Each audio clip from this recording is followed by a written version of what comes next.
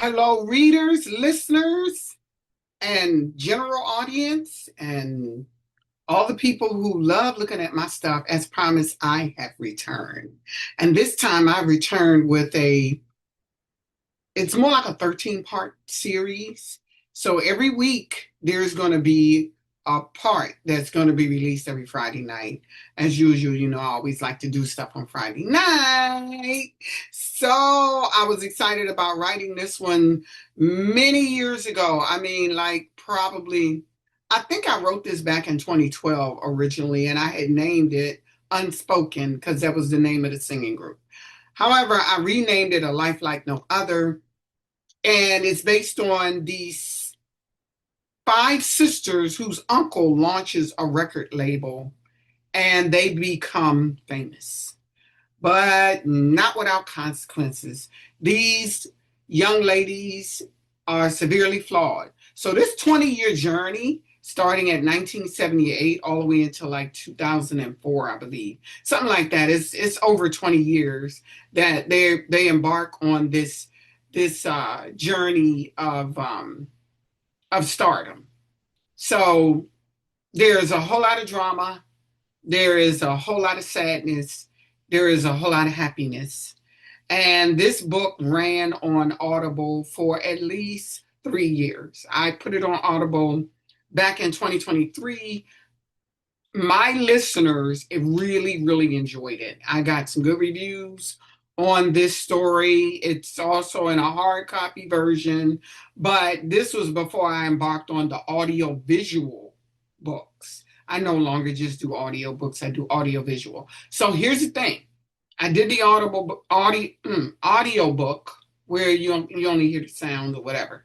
Now you see visual images, well, still images of the characters that I want you to fall in love with, because some of them are adorable and some of them are not so adorable, and that's just life. So I'll see you all on the other side. Don't forget to like and subscribe. If you feel in my vibe, my name is Grand Wise. Okay. And let me just give one acknowledgement to G Rock, who, goodness, I don't even know what to say about this man's music. But some of his music is in it. It's in the intro. It's going to be in the intro every time you hear it. So you can go to G Rock and go to Suno. I'll put his information in the description below, so you'll just be able to click on it. But he's an awesome composer. However, the music that is written for stage and these scenes was mine. But like when you hear the little background nuances, that's his. He created the theme music that I snatched from him and put in here, but he doesn't mind. Anyway, like I said, I'll see y'all on the other side.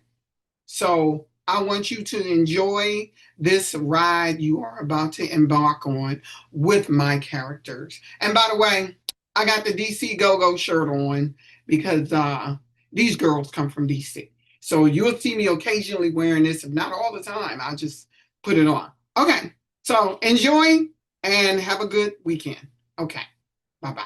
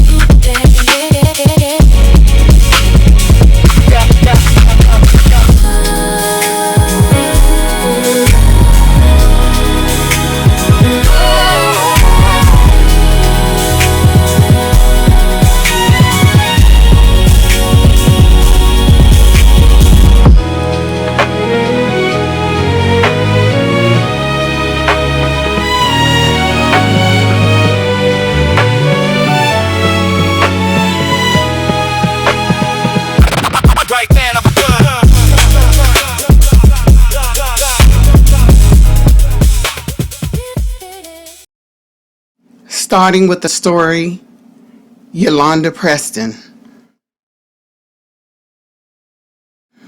I stood on stage in an arena with tens of thousands of people cheering. The noise was almost deafening. 5 of my sisters on stage with me, but I had 6 sisters, and we were all singers. We had a range of vocals, but when we sang, it was as if one powerful voice filled the room. We were loved. We were unstoppable. Most of all, we were flawed, severely flawed. Before I tell you how I got here, I need to give you a little history. Are you ready for a nice long 30-year ride? Chapter 2, Yolanda, Beginnings of Legends. I walked down Alabama Avenue with my sister Cartier. We attended Ballou High School. I was in my senior year. Cartier was a junior. The year was 1978. Back then, groups like GQ, LTD, Sister Sledge, and Cameo were famous. Cartier and I loved to sing. We used to stand in the living room holding hairbrushes as if they were microphones and sing songs by Patti LaBelle and Aretha Franklin. Suddenly, a shiny red Cadillac pulled up next to us, abruptly stopping. Our first instinct was to run in the other direction. We'd grown up during the time the Lyon sisters went missing, and the Freeway family had murdered several young black teenage girls in D.C. who were right around our age. Hey girls! The sound of my Uncle Norman's voice. He was sitting in the passenger seat, yelling out the window at us. Relief swept through me. But who was driving that car? Hop in, rang his Alabama accent. He jumped out, opened the back door for us. I slid behind the driver's seat. I had never seen the driver of this car before. He must have been someone Uncle trusted. Otherwise, he wouldn't be allowed to be around us.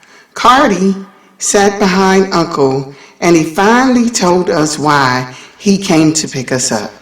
This is Johnny Hutchinson. Johnny, this is Yolanda and Cardi Ann. Pleased to meet you. Johnny said with a nod, his eyes lingering a little longer on my sister than I considered appropriate. I came to pick you girls up because I got some news for you.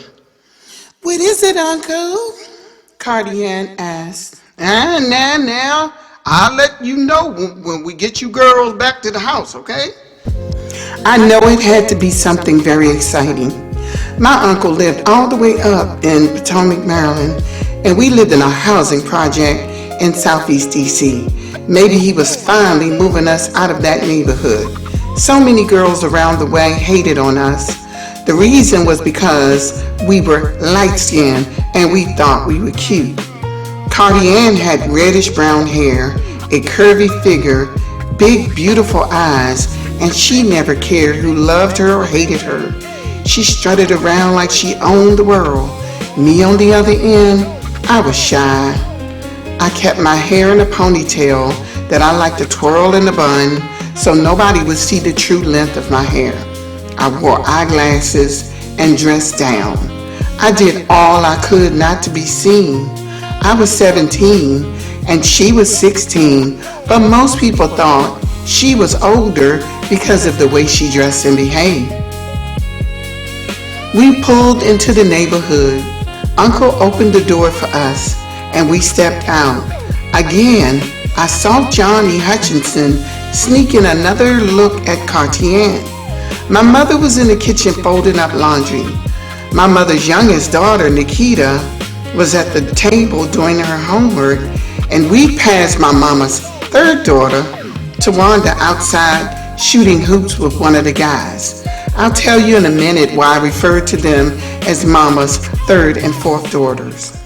Hey Norman, thanks for picking up the girls. Did Cardi behave herself? I always behave myself, Mama, my sister said as she pranced by us and towards the stairs. Hey, don't go nowhere yet, Cardi, Uncle said. He and Johnny took a seat at the table. He sat next to Nikita. He hugged her and kissed her on the forehead. How's my little pumpkin? How you doing, baby? I'm good, Uncle. He slipped her a $5 bill and said, now you even better. Keep up them good grades, baby girl. Cardi stood there impatiently, her hands fixed on her hips while she tapped her foot. What is so important, Uncle? Cardi was trying to get upstairs to get on the phone to call some boy named Kenneth. Needless to say, she always got all the boyfriends. Have a seat. She sat down, but before Uncle could state his reasons for showing up, I said, if this is a family meeting, shouldn't Tawanda be present? Not really. She's not going to be interested in what's going on here anyway, Mama added. Uncle smiled, showing off those deep dimples. His dark brown skin was smooth, and his round face and kind eyes made him look so friendly. I am launching a record company, and I'm going to record you girls and your beautiful voices. Oh my goodness, Uncle, are you serious? Are you really going to do this? Yes, and Johnny will be your manager. I wasn't really thrilled about that part, but my sister seemed very thrilled because she piped in and said, so, how does this work? Are we going to be a group or something? Yes, baby girl, you will be a group. Cardi-Ann and I both were singers, but we needed one more if we were to start a group. Just then, Nikki piped in. I want to be in it. Can I be in it? No, my mother abruptly cut in. Nikki was only 13, and I should have known my mom would not be down with Nikki joining that group. Why not? I can sing. I know you can sing, but you're too young, okay? And Nikki, we ain't gonna keep going over this, all right? I would be turning 18 that September, and Cardi would be 17 that December. Tawanda would be 15 that August. We were in the spring of the year 1978, and Nikki had just turned 13 that month in April. So, to my mother, she was still virtually 12. But I can sing though. I don't know why every time I do something, my mama always says. My mother gave Nikki a warning look and said, what did I just say, Nikita Preston?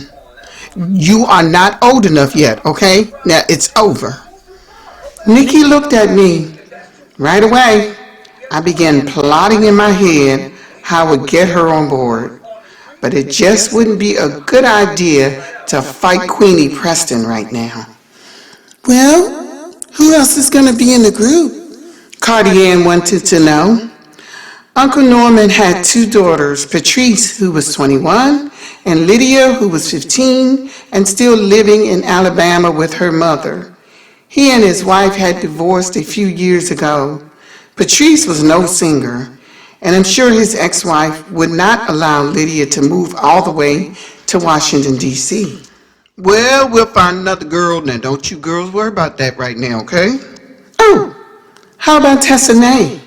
I asked, speaking of our half-sister. See, our family was a little complicated. During the time my mother and dad, David Devereaux, was a couple, he was seeing this other chick on the side, and she had a daughter by him who was about 2 months younger than Cardi-Ann. Then we had two much younger sisters, Alice and Darcelle, who were 7 and 5 respectively, whom my father had by Marie Alice, a woman he married back in 1970. My mother gave this man 4 daughters, but they never married. My mother looked a little uncomfortable. She didn't have anything against Tessanae because at times Tessa came over to visit. But she knew Uncle wouldn't want that. Tessanae would have to audition to be in this group. But you've heard her sing, Uncle. We'll see. In the meantime, I need to introduce you girls to the orchestra that will be recording with you. Get you a meeting with Patrice. She will be your producer. Orchestra? Don't we just need a band, Uncle? Cardian said. Baby, I deal in quality music. All right, Johnny, let's go. Let's get up out of here. We got some business to handle. He was right about the quality music part. He was a trained musician himself. He played piano, trumpet, and bass guitar. But he decided to get into the business of music instead of performing and recording himself. I couldn't blame the man. He was very intelligent and brilliant, might I add.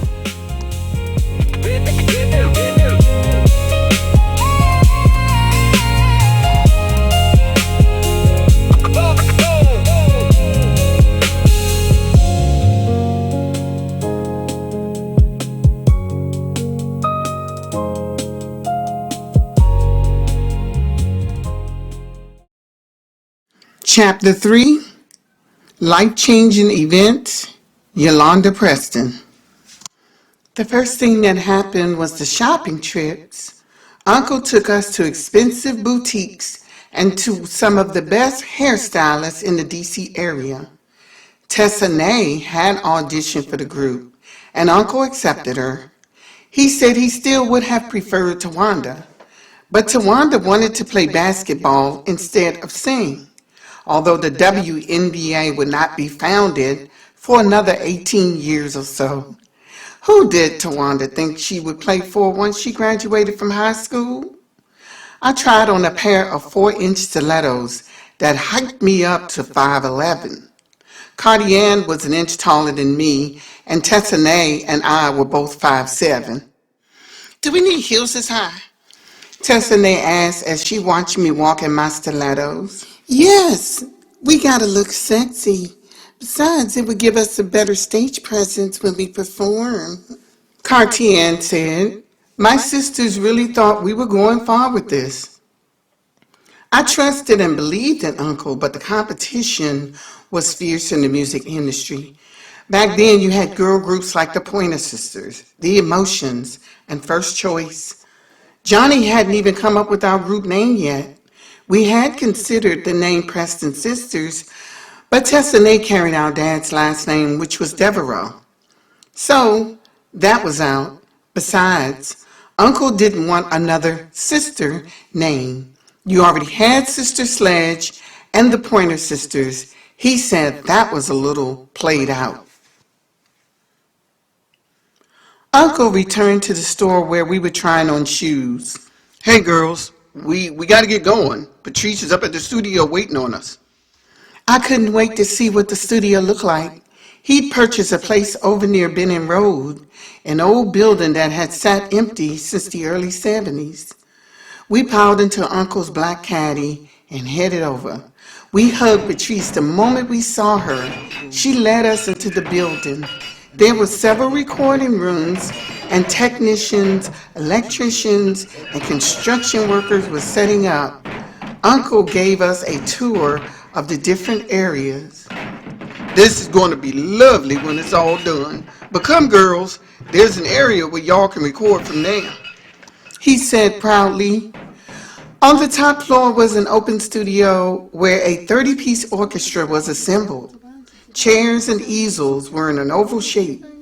There was a rhythm section, horn section, string section, and my eyes landed on a young man in his early 20s who sat behind a keyboard. Behind him was a bass guitar that rested on the wall. Everything just seemed to stop. He had a short afro, full lips, his medium brown skin, broad chest with serious eyes. He was concentrated on some of the controls on that MM8 keyboard. Another young man holding a trumpet came over. My point of interest then played one of the keys, then another. That's it right there. That's the key I'm looking for. The trumpet player then lifted the horn to his lips and they both played the same key. Finally, the keyboard player's eyes landed on me. And before I realized what was happening, he stood and was making his way over to me. He extended his hand. I'm Dion Davis. You must be Yolanda, the lead. Yes, yes, I'm Yolanda. My heart was fluttering. My uncle had designated me as lead, but truth be told, Cartier and Tessa sang better than me. Besides, Cartier was way sexier and would command more attention if she was lead. She was a soprano, and Tessa was mezzo-soprano. I was contralto. Their ranges were not only high, but they had vocal agility I did not have. I will admit, I brought out a lot of emotion with my soulful voice, and that was my strong suit. But hitting those high notes was what they did. It's nice to finally meet you. His large hand was strong and firm, swallowing up my much smaller, softer hand. So, have you, Before he could finish, Patrice made her way to the top floor.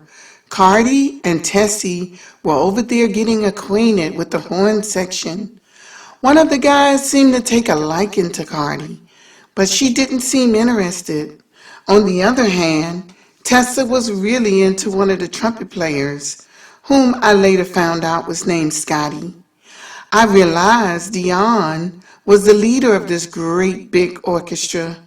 There were a few females there, 2 violin players, and the cello player was a white girl from Italy who knew her stuff. Patrice passed out the sheet music. There were 3 microphones set up across from where the orchestra played. I took a look at the lyrics of the song. It was titled, Tell Me the Truth. I liked the lyrics and had a great idea how to start the song and even the key in which it should be sung. The band began playing the intro. I jumped right in and started the first verse. Patrice looked quite pleased with the way I came down on that downbeat. The beat was moderate, more R&B than disco, and would promote a nice stepper's dance. Cardi, when you come in on that second verse, I'm gonna need you to ad-lib a little before you hit it, okay? Patrice ordered. How high do you need me to go, Tracy? However it feels natural to you, cousin. Now hit it. Cardi did it. But when Tessa came in on that third verse, I heard Patrice shout, cut! The band ceased and we stopped singing. Patrice came out of the sound room, walked over to us, faced Tessa and said, Tessa, I want you to hit the first verse. Tessa looked over at me. What are you looking over there at her for? Because she's supposed to sing the first verse. But I asked you to try it. Now do what I tell you. Patrice headed back to the sound room. We did another take. Tessa sang that first verse, Cardi the second, me the third, which was fine. But I soon realized it wasn't fine with Uncle. He wanted me to start every one of those songs on the first verse. He stated that that's what lead singers did. But that first verse fits Tessa's vocals more, Dad. I don't think so, Tracy. I don't think so. I want Yolanda to lead that song. Dad, we should be doing what's best for the song, the sound, and the... And Yolanda sounds great. If need be, I have her sing the entire song and let them just back her up. Now, I done already compromised by letting them sing whole verses. The next thing that would happen is that we would produce an entire album with me as the lead singer. As time progressed, I realized I was more and more the front person and they were more and more backups. But I would get into that later in this story. Chapter 4. Performance is 90% of the game. Yolanda Preston. I was sitting in Uncle's office the day Johnny came in and announced what he thought the name of the group should be. First delegation. Ha-ha! Johnny said proudly. What does that mean? I asked. I had just finished practicing with the group. I was too tired to even try and guess what first delegation meant. Johnny sat in the chair next to me that faced Uncle, and he said, I've been looking over the music Patrice has been writing for you girls. It's so original, so different from the music you hear out here today. You girls are about to change the game. You hear me? he was right, although I hated to admit it. Songs like Tell Me the Truth, A Woman is Running It, and Empty Rivers were very much original. While you may have heard the story of those songs before, they were worded differently. The music composition was styled differently, thanks to Dion Davis, my new love interest. Patrice entered the room and Johnny ran the idea by her. Great. I think that's great. We are going to need it for this new album coming up. She looked at her father, who sat behind the computer. He was looking at something on the screen that seemed to have captured his interest. Dad, you okay? No. I've been trying to get this club owner uptown to book you girls to perform there this summer, and he's been hemming and hawing on me. It would serve him well if he did let y'all perform there. What do you mean, Dad? His business is in deep trouble. He needs all the help he can get to keep that place afloat. I done already told him that. Tawanda entered the office. Tawanda, who we called Wani, always wore her long, thick hair in cornrows, never wore anything feminine, and could fight like a junkyard dog. I mean, that girl could rumble. What's up? Y'all still trying to sing and do all that? Uncle looked up, gave her a quick once-over, furrowed his brows, and said, Girl, don't you never look presentable? What for? I laughed. Cardi Ann entered the room, and suddenly things seemed to get hot. Really hot. Something in her presence seemed to change the innocence in a room. Mama was always getting on her case. She was often referred to as the fast one by the women in our neighborhood. I think her confidence often intimidated women and other girls. Uncle stood, shoving his wallet in his back pocket, logging off that computer. Where you going, Uncle? Uptown to face off with Frankie. He answered, speaking of the club owner who wouldn't let us perform there. What good is that going to do? He already told you no, Daddy. Not to my face he didn't. Let's go, girls. Soon as he sees y'all, he'll change his mind. He grabbed his hat, placed it on his head. We headed out of the office and down the corridor that led to the lobby area where a young woman sat manning the phones, taking messages, and greeting visitors. Once we stepped outside, we spotted Tessa and Scotty near his Camaro talking. Uncle barked at her. Tessa! Yes, sir? Let's go. Now. He beckoned her to get in the car with us. She looked disappointed, hesitated, but finally headed over. She sat in the back with Tawana and Cardi, while I sat up front. We pulled in the rear parking lot of Frankie's. Johnny pulled up right behind us. He hopped out and Uncle walked inside the club side by side with the four of us trailing them. The club mostly catered to jazz and stand-up comedians.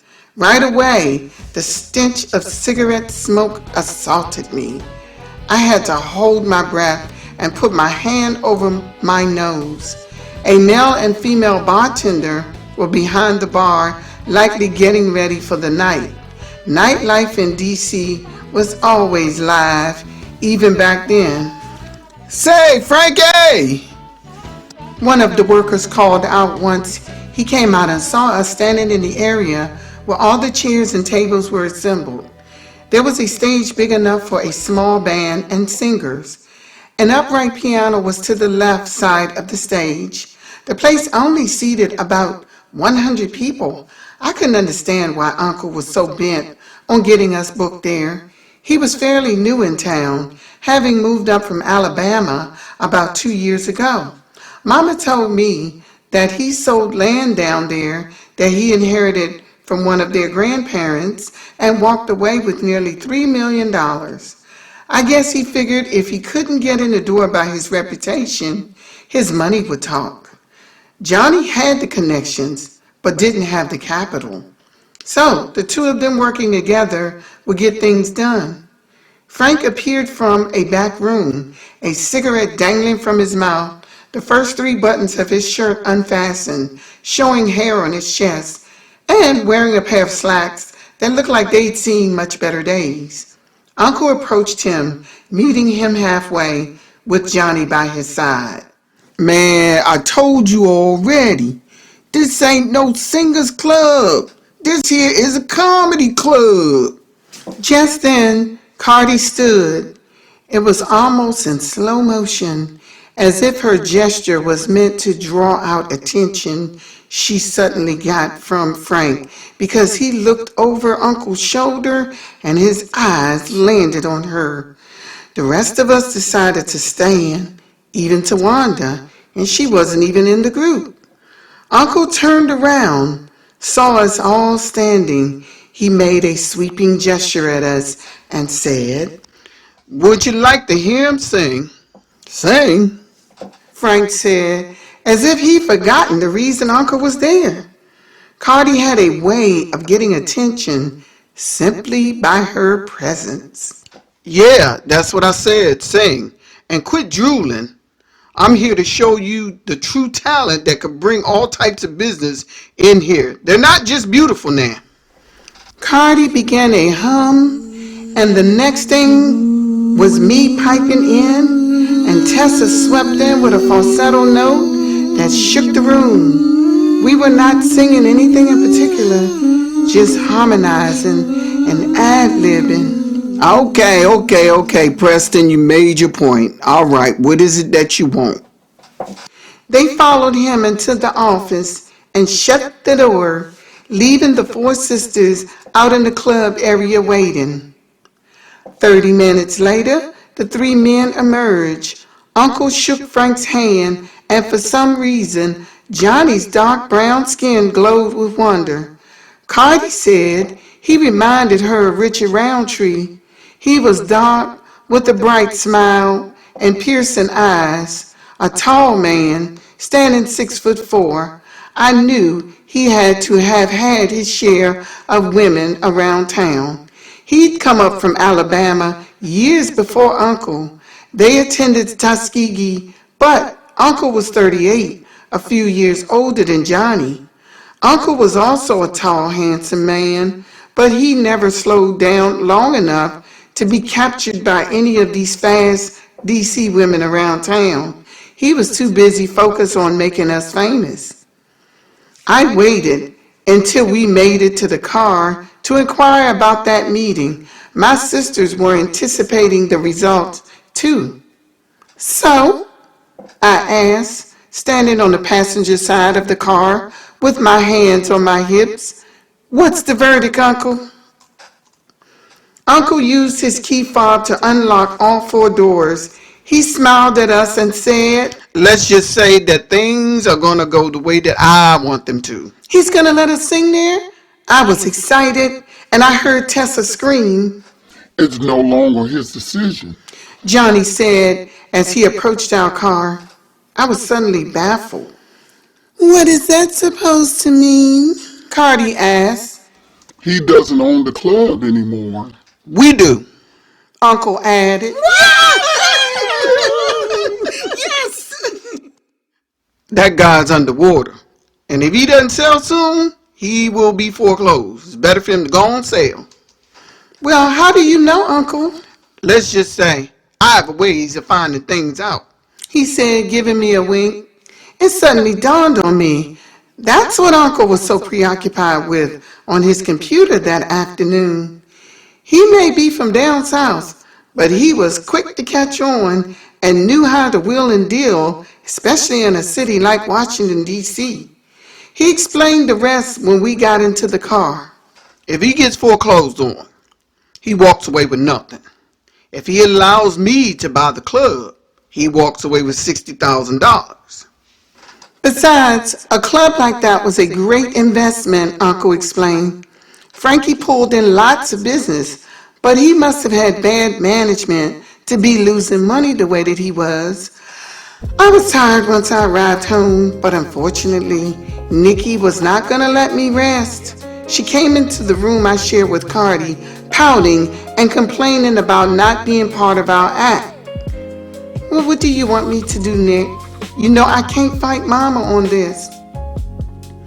That bottom lip finally got tucked in before she said, "Okay, can I show you something?" Her dark eyes lit up with excitement. People always said she looked like me because we both had jet black hair and dark eyes. Our father had jet hair, but I couldn't tell you where Tawanda and Cardi got their reddish brown hair from. Even Tessa's hair was a little on the reddish brown side. I knew my father was a Creole, having grown up in Louisiana. "Sure, show me." She hurried out of the room, and when she returned, she was clutching a spiral notebook like it was gold. She opened it, setting it in my lap. I immediately realized it was a book of rhymes. "Oh, Nikki Boo, this is great. You wrote these?" "Yup." "Do you know the sequence? You know that girl group that sings all them raps?" "Yes, I know them well. I could never rap like that though." Nikki used that as an opportunity to show me her stuff. She began rapping one of her songs, strutting around the room like she was on stage, even dipping down, pointing her finger as if she was rapping to a crowd of fans. I was amazed. When she finished that song, she transitioned right into the next one, then the next one. I was so enthralled by her performance. She grabbed a book from my lap and went right back to business as if she was pitching her style in front of a record producer. So, what do you think? I think you need to find the chance to convince your uncle, little girl. She smiled, her dimples deepening. I just loved it when that little girl smiled. Really? Yes, really. I am serious, Nikki. You're good. Will you back me up, big sister? Will you help me? Yes, but we have to plan this at the right time and the right place. She scooted over and high-fived me. Yes! Cardi Ann came into the room. Mom had given us a second phone line in the house because this girl loved to talk on the phone. She grabbed the phone, but before she began dialing, her eyes danced from me to Nikki as if she was suspicious of something. "What's going on in here? What are y'all up to?" "Nothing," Nikki said as she headed out of the room, clutching that notebook. But Cardi was not convinced. She put the phone down and went after Nikki. "Oh no, I don't believe that." Nikki ran down the hall to her room while screaming with Cardi on her trail. By the time I was able to get out of my relaxed position on my bed and make it to Nikki's room, she was on her bed on her stomach, guarding that notebook, while Cardi was leaning over, trying to get it from under her. "I said, give me this notebook. I said, give it to me, you little witch, before I wring your skinny little neck." I never understood why Cardi liked to bully Wani and Nikki all the time. She was just downright mean, and when Tessa came over, she got even worse. "Hey, Cardi, stop, leave her alone." I pulled her away from Nikki. "Give me this." Cardi laughed. "I want to know what she's writing in that book. Probably love letters to some Stupid little boy. Everyone's not like you, Cardi. She smirked, looked me up and down, and said, yeah, they are. Don't think I haven't seen you and Dion cozied up in the corner, having your little private conversation. Yeah, okay, Cardi, you keep dreaming. At least our argument gave Nikki the chance to hide her notebook. She managed to slip away from the two eldest sisters and downstairs. Mama had just come home from work. She was a nurse at DC General Hospital. We already had cooked dinner, cleaned the kitchen, and did the laundry. Chapter 5. Performance is 90% of the game, Part 2. Yolanda Preston. The next day, we headed up to the studio, but not to record. We were working on our dance moves. Mama had been called in to work a shift, so I convinced her to allow us to take Nikki with us. Tawanda decided to stay home. Patrice hired a guy named Marcus to teach us our dance moves. He was 19, and later on, he would go on to star in the TV series Fame. 1, 2, 1, 2, 3 to the left, 2, 2, 2, 3, and turn, 2, 3, 4. Marcus directed as we followed his lead. I actually liked this dance. Cardi and Tessie practiced in their high heels. I wasn't that good yet. On the third session, Nikki got up and started dancing with us. She was truly enjoying herself, and I was happy. There was nothing worse than dealing with an unhappy, spoiled 13-year-old, so we let her do what she wanted to do. Okay, let's take this from the top, ladies, Marcus said. He glanced at Nikki and said, you're so cute. Is she in the act with the rest of y'all? Yeah, I spoke up. Cardi and Tessie glanced at each other as if this was news to them. And it was, because once I was done edging Nikki into our group, nobody would know what happened. We practiced again. I had finally put on my high heels by the fifth session. We then practiced that dance, singing our song, Dance, that Patrice had written for our album. Once we wrapped up the second verse, Nikki came crashing in with some rap lyrics that blew me away. And it went like this. Nothing wrong if you dance to the lyrics. Come along while you groove to my style. Come and dance while we sing to the rhythm. Ramp it up, let me dance for a while. We told her to do it again, and she did, even more fierce than the first time. I was so happy that she'd written something that could so easily be added to one of our songs. Since none of us could rap, that would be the very argument I would present to Uncle and Mama. And rap music was rapidly taking its position on the music scene. Nikki must have been forecasting the future. Tessa went down to the third level and got Patrice from her office. If we could convince Patrice, she could be used as an ally to convince the grown-ups. We had Nikki rap her piece while Patrice was there when we sang the song again. All the while, the four of us were doing our dance steps. Patrice smiled and clapped 3 times. I like it. I love it. So what does this mean? I asked. Can we put it in a song? I don't see why not. Can you convince my mom to let her record it? I'll see what I can do. Where are those lyrics? Can I take you to the recording room now so we can add that part, Nikki? Patrice's full attention had now turned to my youngest sister. Me and Cardi jumped up and down and hugged each other. We all headed up to the recording room. Seeing her behind that microphone on the other side of that glass brought tears to my eyes. I got a camera and took her picture.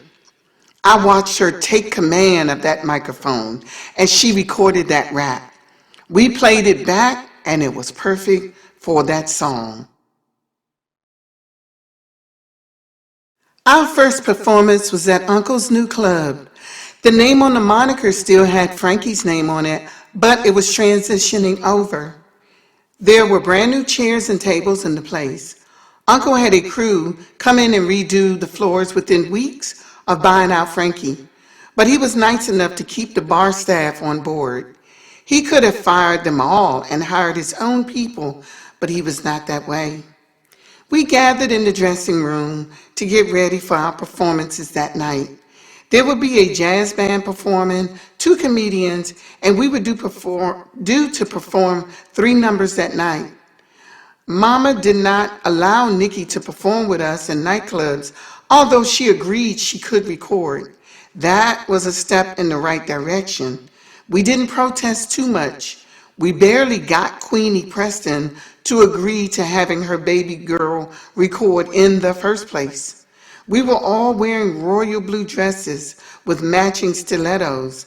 My dress was made slightly different from Cardi's and Tessa. Cardi, you need to pull that up a little bit, I said. You're showing more cleavage than you should be. Her full lips curved into a smile, but she didn't say anything. Somebody likes it, Tessa piped in. My half-sister had been hanging out with Scotty, one of the trumpet players. She and Cardi let out giggles. Who likes it? I asked. I gotta let her tell you. Tessa spoke up. Let's just say he's a real man, Cardi added as they giggled again, more sinister this time. That statement made my blood boil. I had a feeling she was referring to Johnny. Tessa was 16 and she had no business dealing with Scotty either because he was 20 years old. I pulled my sister aside and said, if Mama finds out you're sneaking around with Johnny, that would be the end of your career and the end of his freedom. She snatched her arm out of my grip. Who said it was him? Besides, you need to stop hating Yolanda. I knew there was no getting through to her that night. We had a show to do. 2 radio station personalities would be showing up that night, and we had to be on our A game. But that was not the end of me having to talk to my bullheaded sister. We took our positions behind 3 microphones on stage. Dion, Scotty, a sax player, percussionist, and 2 violin players were posted behind us. I stood in the middle. Cardi to my left, Tessa to my right. The band began playing and the curtains raised. We stood with our arms crossed over our chests, and I began with, we've gone our own ways, been many years and days, seeing you after so long, ignited sparks I thought were gone. I forgot you had that effect, an automatic connect, click right in. I threw in a couple of ad-libs while they hit the chorus. We did our step, turned on the second verse, and Cardi came in with,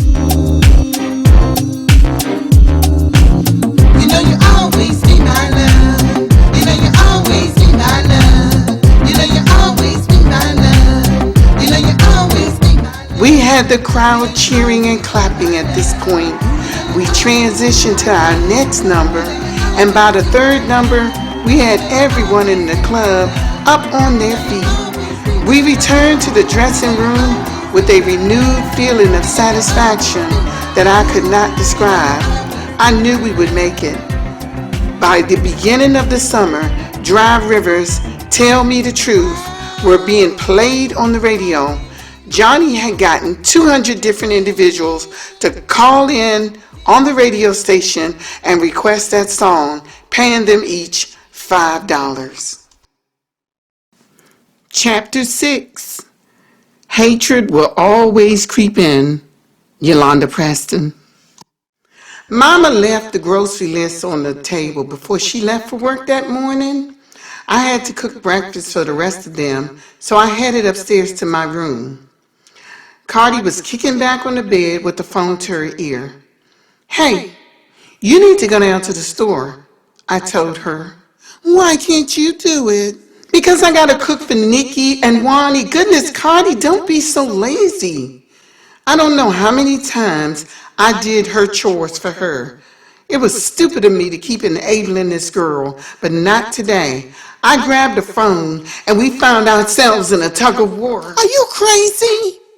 Besides, Wani is almost 15. Can't she cook for herself and Nikki? She said, snatching the phone away from me. That's not the point, Cardi. I could see nothing I said or did would get her to run down to the store. So I said, forget it, but don't ask me for another thing, you hear? I galloped downstairs, slipped on my sandals, and walked down to the store. We were now getting paid for our performances, but I couldn't wait to buy me a car. The grocery store was a neighborhood grocer owned by some Koreans who didn't even live in our neighborhood. We didn't have any big chain grocery stores such as Safeway and Giant like they did out in the suburbs. If I had a car, I could drive to a store that sold better items. I headed in, grabbed a cart, and got the 8 items on Mama's list. I paid the cashier, and I exited with a paper bag full of groceries. Hey, you high yellow chick!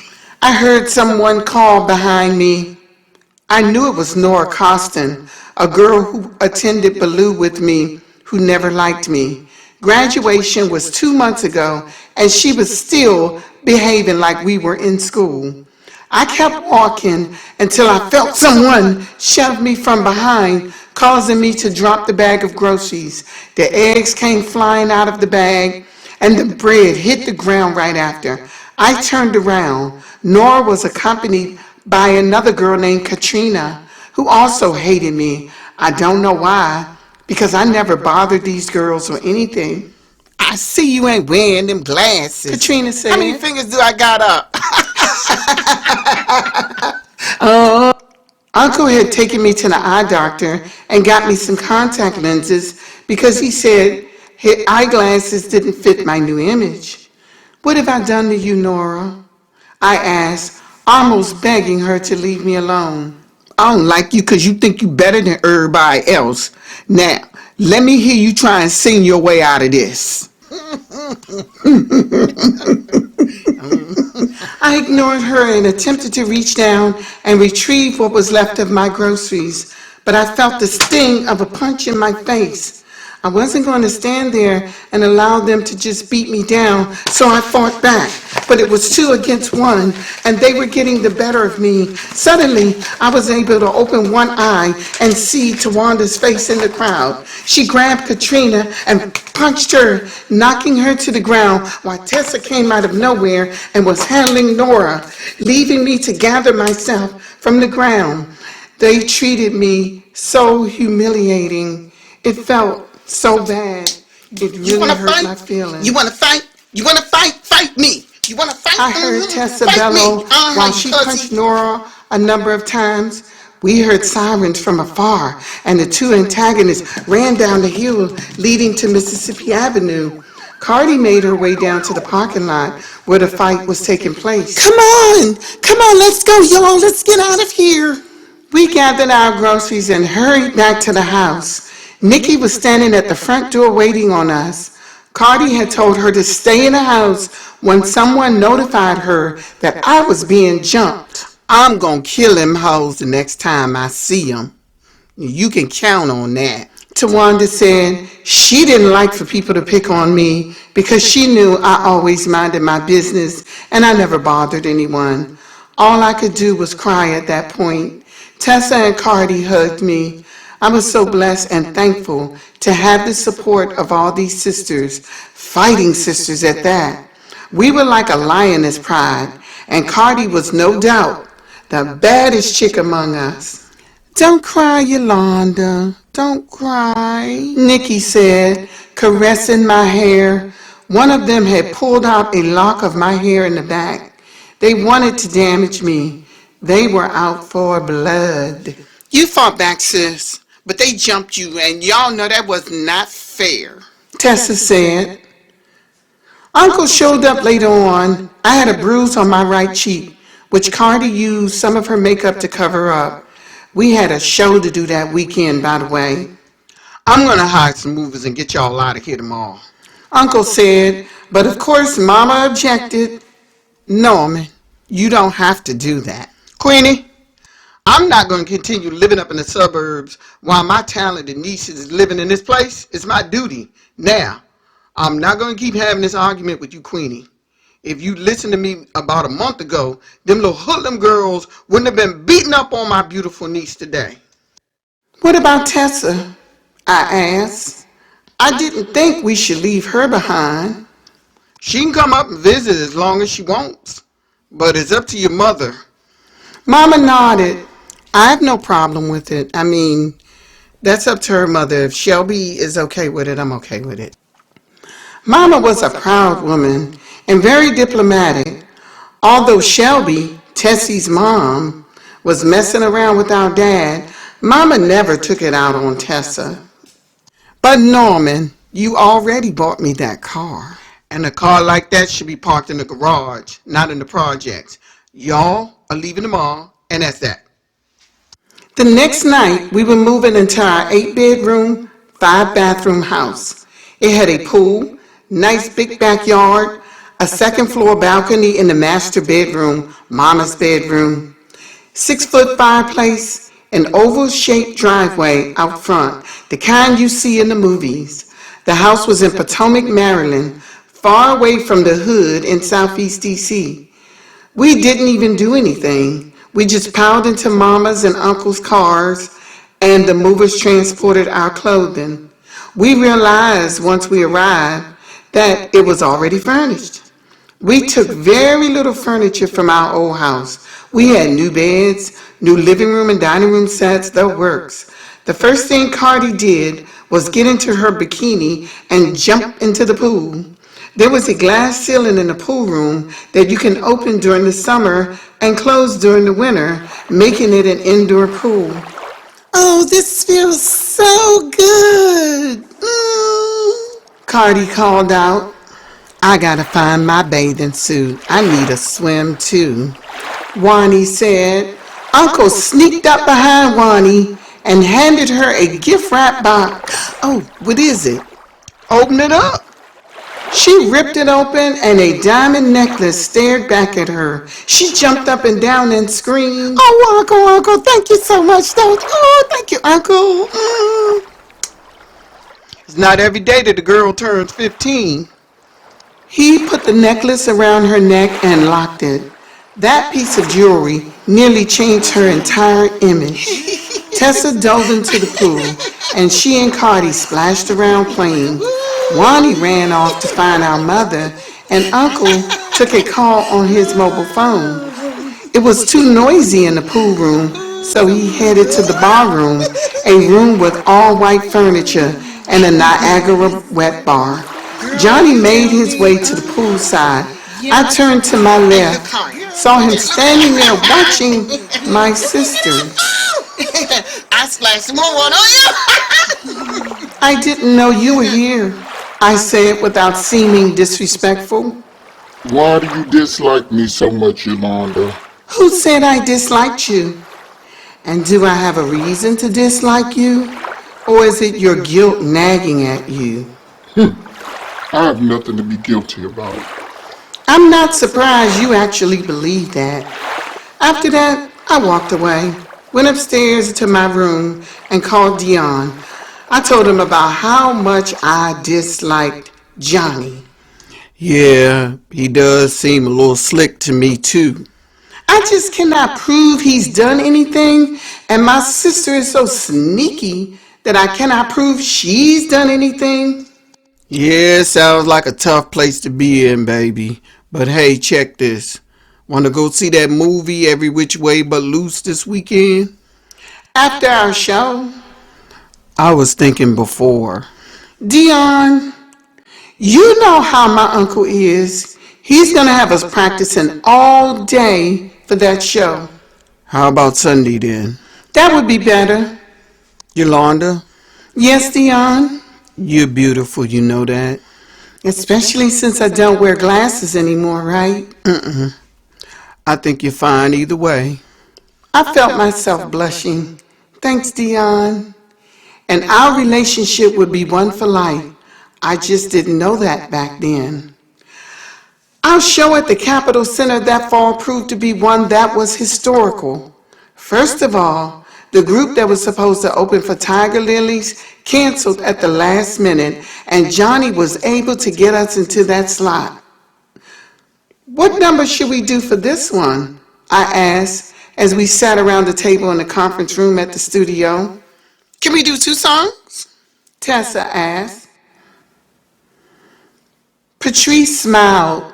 For her to be only 21, she behaved more like a 30-something businesswoman. I see someone doesn't know the rules, Patrice said. What rules? Tessa asked. Her sucking on that lollipop made her look more clueless than she actually was. Girls, tell your sister what the deal is. Never disrespect the headliner. Oh. But anyway, I added, I think we should do dance. My reason was quite obvious. Nikki would get to perform if we did that song. That was the only song on our album that would be released in November that she featured on. I agree. Besides, that beat is so masterful. I mean, Dion and them put their foot in that rhythm. The way he comes in with that bass, when that beat drops, is fierce. Cardi said. I smiled. I had to agree with her. My boyfriend was a music master. Performing at the Capitol Center in front of 20,000 people was so much different than an intimate setting like Uncle's nightclub. We practiced our steps, the way we would enter the stage, did sound checks, and even practiced how to interact with each other. The stylist worked on our hair in the dressing room. We would be wearing silver spaghetti strap short dresses with matching heels. Nikki would be wearing the same color, but she was wearing pants and a top that was in the style of our dresses. Mama already had a problem with us showing off our shapely legs. I looked through the mirror while my stylist worked on my hair, and I spied Nikki getting her mane attended to by the other stylist. Her hair was midway down her back when it was pressed, and she looked like an entirely different kid. I could not get over how beautiful she was. I smiled. She smiled back at me. She knew I was proud of her. The moment of truth finally arrived. I heard our name announced. Let's welcome first delegation! The sound of Dion's band boomed. I checked to make sure my earpiece didn't slide out again. I had had problems with it earlier. And we pranced to the stage, and I heard the crowd roar. Just our presence made them clap. There were monitors on each side of the stage, and I began with the opening verse before my sisters picked up the hook. Then we did our steps, and I could see the crowd cheering. I happened to see myself on the monitor, and that fueled my performance. I did not know I looked that good before today. Before we hit that second verse, Nikki came running out there, bellowing her lyrics, interacting with the crowd. She was so adorable. The audience loved her. While she rapped, the three of us went into our dance routine until little sister was done. We hit that last verse, we did our steps together. Nikki remained on stage with us, and when we were done, we did one last turn, our backs to the audience, and froze, our hands by our side. The applause was deafening. We headed back to the dressing room. I had never seen Patrice so excited in my life. To know that a song you wrote was done justice by a group and fans loved it had to be the proudest moment in her life. Back then, if you performed at the Capitol Center, it was a big deal. She hugged each one of us and told us how proud she was. When this album drops next month, you girls are going to blow up. Y'all hear the sound of success out there? Uncle said once he entered our room. And we were getting paid too. Me and Johnny will be going over your tour schedule with you next week when you get home. Me and my sisters looked at each other. Uncle was about to leave the room before Cardi said, "What? Did you say tour schedule?" Uncle turned in our direction again, as if what he said was something normal, and he repeated, "Yeah, tour schedule. What's wrong?" "Uncle, you're playing," I said. "No, I'm not. I said tour schedule, as in New York, Los Angeles, Philadelphia, Japan, and Germany."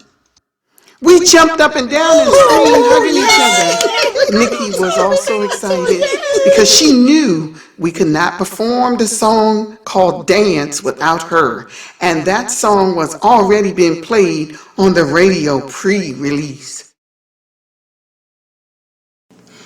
Chapter 7, When Things Just Don't Go Right.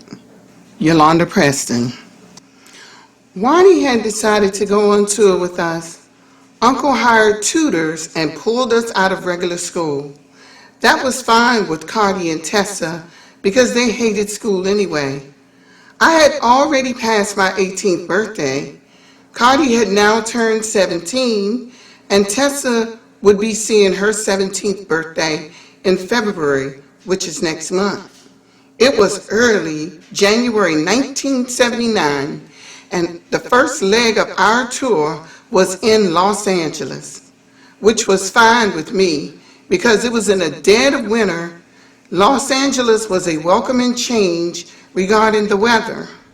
We boarded our plane, and it took about 7 hours to get to LA. Uncle had hired 3 protection officers for us. We stepped out of the airport into the sunshine and were escorted to a limousine, which took us to the hotel.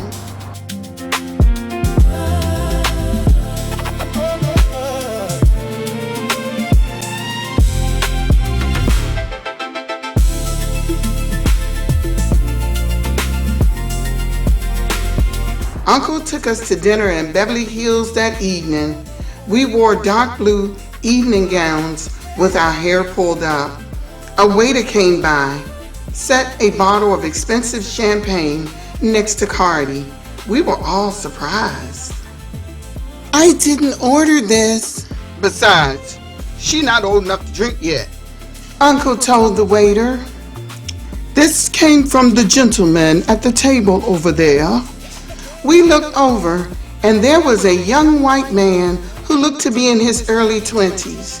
He raised his glass once he caught my sister's eye, but Johnny was not pleased. You tell that guy he's way out of line. I know Cardi wanted that bottle bad. She and Tessa have been drinking illegally for a few weeks now, partying with Johnny and Scotty. "Will do, sir," the waiter said. My sisters sneaked glances at each other while Uncle's attention was on the waiter.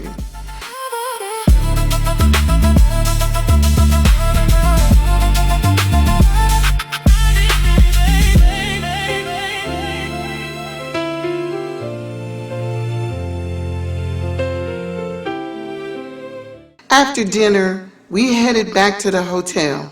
Me, Wani, and Nikki decided to play card games. We would have a long day ahead of us the next day, and I didn't want to be running around the city when I should be resting. Besides, we were starting to be recognized by people. Nikki and I were asked for our autographs at the airport when we landed. Cardi decided to join us playing cards, but it was short-lived when Tessa came to get her. I had noticed those diamond earrings she was wearing earlier and knew where they came from. "I'll be right there, Tessa. Let me just finish this round." "Okay," Tessa said before she headed back to her room. Before Cardi could make it out of the room, I had a question for her. I followed her out in the hallway. "What? Why are you always in my face about something, Yo-Yo?" she said before she threw up her hands and fixed them on her hips. Where did the earrings come from, Cartier? You forgot I'm making money.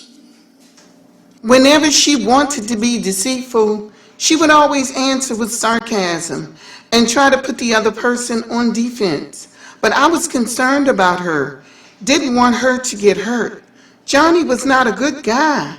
And the only reason I did not rat her out to Mom and Uncle was because we were just like any other siblings, covering for each other, harboring secrets for one another. Besides, I had hoped she would listen to me before heading down Disaster Drive. I asked her a question, ignoring her statement. Those were $10,000 diamond earrings. I know she did not buy them. What did you have to give up for those, Cardi? Dang, why can't you leave me alone? I don't say anything about you running around with Dion Davis. I'm 18. So what? Listen, Yolanda, I love Johnny. He's 35. But I'll be 18 this year, and we can get married. Cardi, I don't even want to tell you what I saw in your car the other day. I know you're doing something you should not be doing. She lowered her eyes to the carpet as if she didn't want to look at me anymore. I used my hand to raise her chin to look at me. Cardi, this man is using you because you are young. Her eyes filled with tears when she said, No, Yolanda, he loves me. Ready? Came the voice from down the hall. Tessa had exited her room. Cardi walked away, and she and my other sister disappeared around the corner to the elevators. I had to regain my composure before I turned to my room. I didn't want my younger sisters to see me out of sorts. It took a couple of deep breaths, and I headed back in. Wani was beating the crap out of Nikki in a game of spades, and Nikki suddenly didn't want to play no more. Why do you always do that when you lose, Nikki? Because you always cheating. Mama should have named you sore loser. I tried not to laugh because Wani was funny sometimes. Nikki retaliated by tossing a dozen playing cards in Wani's face, and right afterwards, she leaped off the bed and towards the door. Oh no, you done messed up now, you little anorexic hot dog. Wani bellowed and went after our younger sister. Nikki didn't get out of the room fast enough before Wani caught her and started punching her legs and arms, holding her down on the floor. Stop, Wani! Stop! Yo, make her stop! Stop, Wani! Jackie, you mess with me again. My goal that night was to get a good night's rest, get up, get my coffee, have breakfast with Dion, and get ready to head to the arena to practice our show. We would have to do sound checks as well, and as usual. So tell me, Yolanda, how many children do you want? Is that an offer to become your baby mama? Because if it is, no, baby, then I would tell you right now. Baby, no, Yolanda. It is not an offer for you to become my baby mama. He smiled at me, showing off even white teeth that had been straightened out by wearing braces during his teens. He had just turned 22. Well, you didn't ask me what kind of ring I wanted. Somehow I knew you were going to say that. The next thing I knew, he had gotten up, walked around the table, knelt before me, and was holding a small box with a 4-carat ring. How about this kind of ring? Oh, Dion! Oh! Yes! I would find out later that the local paper published that story with our picture in it. The paparazzi was already following us around. So will you do me the honor of becoming Mrs. Davis. Yes, I will do you the honor, Mr. Davis. We embraced in a long kiss, and I couldn't let go. But I had to, because he said his knees were getting tired. Needless to say, I did not finish my French toast. I was so excited, and I could not wait to tell my girls. We decided breakfast was over, but before I could even share my news, Uncle met us down in the dining room looking disappointed and disgusted as he approached him. Uh-oh, what's going on with him? I don't know, but it doesn't look good right now. Yolanda, you seen Tessa? No, Uncle, I sure haven't. Nobody's seen her or Scotty. They went out with Cardi last night. Cardi made it back to the hotel, but they didn't. My heart started drumming violently. I was hoping nothing happened to her. She's not in her room? She's sharing a room with Cardi. No, Cardi says she hasn't seen her since last night. Oh, goodness. My joy was short-lived as we were all putting out an APB on my wayward sister. Between her and Cardi, I wasn't sure which one would make me lose my mind first. Tessa had already missed 2 rehearsals. Once we got upstairs to Cardi's room, Uncle was back on his mobile phone trying to call Scotty. The man must have picked up this time because I heard my uncle bark. Where you at? And where's Tessa? Where? What in the world are y'all doing all the way out there? We're on our way to the arena so they can rehearse. What? Wani noticed my ring and grabbed my left hand and said, "Oh, Lord, is this what I think it is?"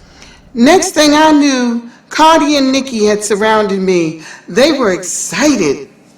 See, I'm happy for you, Yolanda. Thanks, Cardi. And we hugged.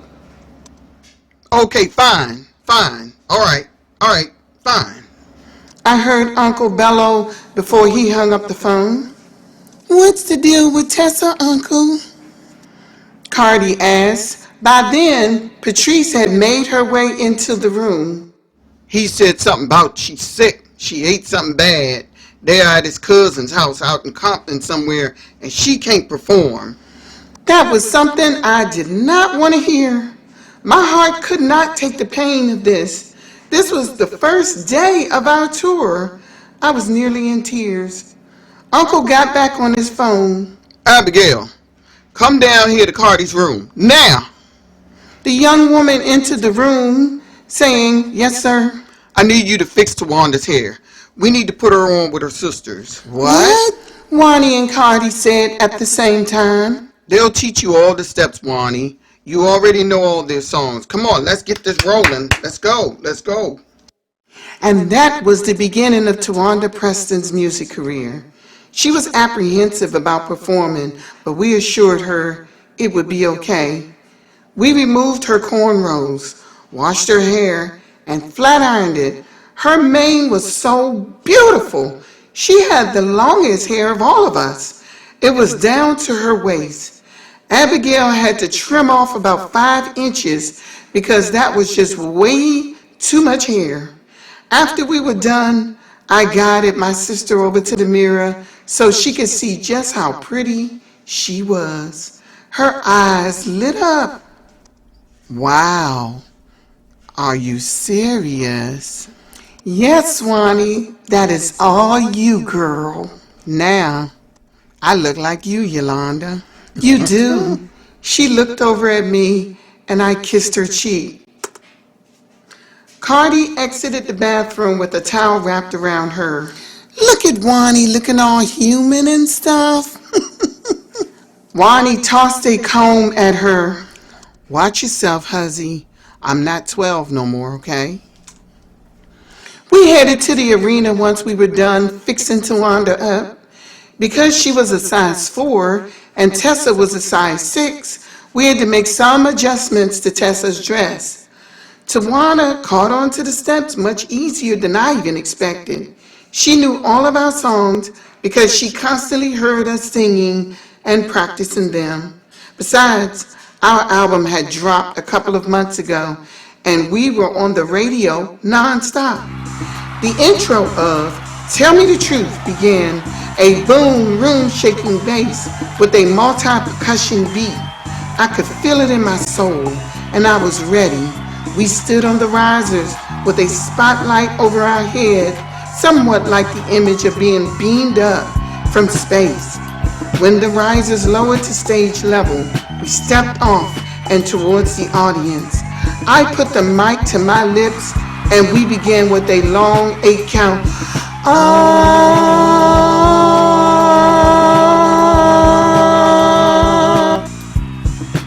There was a pause before I hit that first verse, and my sisters backed me up. Tawanda's voice was a little lower, but it mixed so well with Cardi's pitch and my soul-sounding voice. We transitioned into the next number, Dry Rivers, and when we hit dance, Nikki came running out on stage, holding the microphone, and she engaged the audience so well that I was almost envious. I smiled, tears welling into my eyes at the same time. I just could not get over how much they loved my little sister. We performed our steps, our music, and we even interacted with one another on stage, occasionally even talking to each other. Each time we performed, it got better, easier, and each time we raised the bar. I congratulated Wani for her performance. Uncle was so proud and pleased that all was not lost. Wanda, girl, I want to thank you for saving the show for us. And you know you're going to be compensated for that. Wani, were you scared? I asked. She shrugged. Not really. I've been wanting to join y'all for a while now, but I thought it was too late. There wasn't much that Wani was really afraid of. She was one fearless chick. Uncle opened the door of our dressing room and stepped back out into the corridor. I followed him. Uncle, I can see it in your face. I said, what are you talking about, Yolanda? You're going to remove Tessa from the group. Please give her a chance. Give her another chance. Let me talk to her uncle. No, Yolanda. Yolanda, baby, I can't afford this. I cannot afford to have her missing in action. If it wasn't for Tawanda, what would we have done? He had a good point, though. So I said, okay, please let me talk to her, Uncle, please. Talk some sense into her, or she's out. One more stunt like this, and that's it, Yo-Yo. That's it. With that, he headed down the corridor and disappeared around the bend. I watched him leave. Tessa had returned to the hotel by the time we were done. Do you know what you put us through today, Tessa? I said once I saw her. I'm sorry, Yolanda. I was sick, girl. I was sick. I was feeling really bad. No, you were hanging out all night, smoking weed with Scotty, and drinking all night. That's why you were sick. I was proud of Cardi for returning last night when she did. I said I was sorry. What do you want me to do, Yolanda? What? Sometimes I think you come at me because I'm not your mother's child. Tessa, that's ridiculous. That's ridiculous. Besides, you missed 2 rehearsals before we left D.C. If Nikki or Cardi did that, I would be saying the same thing to them. No, you wouldn't. The only one that treats me truly like a sister is Cardi. Tawanda had been quiet until that point, but she raised up on that comment. That's not true, Tessa. We do treat you like you're our own sister. What are you talking about? Yeah, that ain't fair, Tessa. Nikki piped in. Like all y'all ganging up on me right now. Because you lying. You know what? Okay, fine. Tessa grabbed her purse and slipped on her shoes. Oh, you just gonna run out? I asked. Yeah, why not? I don't need to hear this. But I blocked her path. Tessa, nay? Uncle Norman says if you don't straighten up your act, he's gonna remove you from the group. That's what made her pause. She looked at me. He says If you miss one more rehearsal or one more performance, you are out. She then rested her purse on the dresser near the door. He said that? Tessa, this is business. Uncle is very serious about taking us to the top. You wanted out of the projects and now you stay with us. Don't you want better? You're talented, girl. Don't throw all that away on someone like Scotty. Uncle had suspected Scotty of dealing drugs, and he said if he was ever able to prove it, Scotty would be history. I wanted my sister away from him. Uncle is now recording other artists besides us, Tessa. He is going big, and we cannot mess this up. She sat on the side of the bed, and I hope what I was saying to her was finally sinking in. Hello, and I see that you are still here. That must have meant you enjoyed it as much as I enjoyed writing it. And stay tuned for part 2. Like I said, they come out every Friday night. Okay, and you have a good night. All right, bye-bye.